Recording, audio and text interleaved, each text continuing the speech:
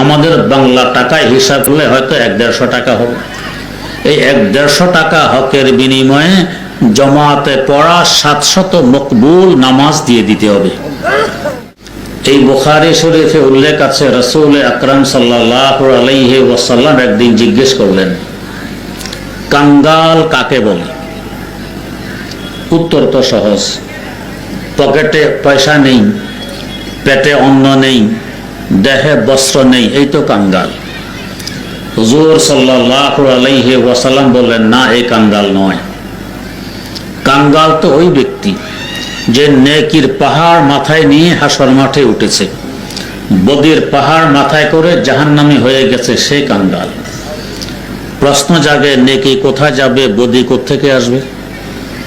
তো এই লোকটি নামাজ, রোজা, তেলাওয়াত, দুরূদ শরীফ, জিকির, আজকার এগুলো করত, নেকির পাহাড় মাথায় জমে গেছে।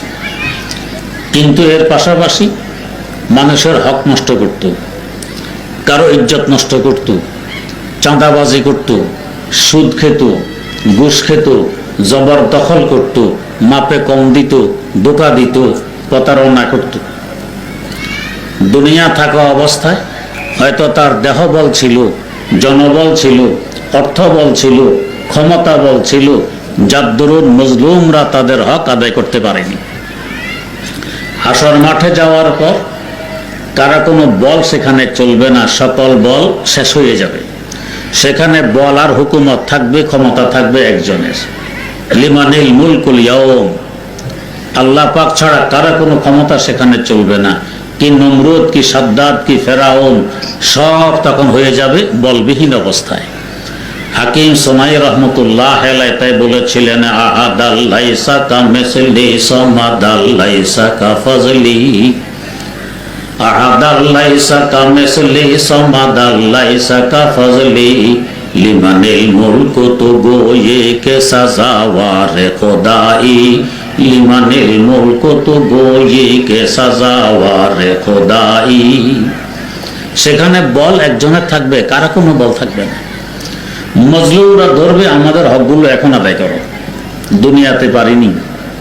তোমার দেহ বল ছিল, ক্ষমতা বল ছিল, জনবল ছিল, অর্থ বল ছিল, এখন দিয়ে দাও। কি দিয়ে দিবে? আখিরাতের কারেন্সির নাম হলো নেকি, নেকি দিয়ে দিবে। কি হিসাবে দিবে?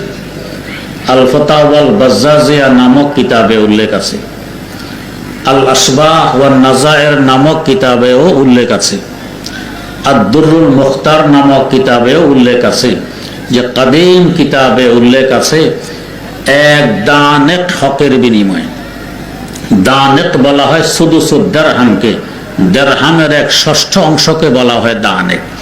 আমাদের বাংলা টাকায় হিসাব করলে হয়তো 1-150 টাকা হবে। এই 1-150 টাকা হকের বিনিময়ে জমাতে পড়া 700 মকবুল নামাজ দিয়ে দিতে হবে। জীবনে পড়েছি কয় ওয়াক্ত, পড়লে জমাতে পড়েছি কয় ওয়াক্ত, জমাতে পড়লে কবুল হয়েছে কয় ওয়াক্ত।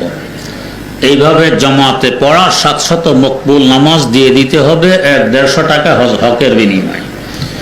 এভাবে দিতে দিতে নেকির পাহাড় শেষ, এখনো হকদার রয়ে গেছে। এখন হকদারদের বদি তাকে দিয়ে দিবি। এইভাবে হকদারের বদি তার কাছে আসতে আসতে বদির পাহাড় হয়ে যাবে। এই লোকটা জাহান্নামের প্রতীক হবে। এই হলো কাঙ্গাল। তো মানুষের হক বড় সঙ্গীন ব্যাপার।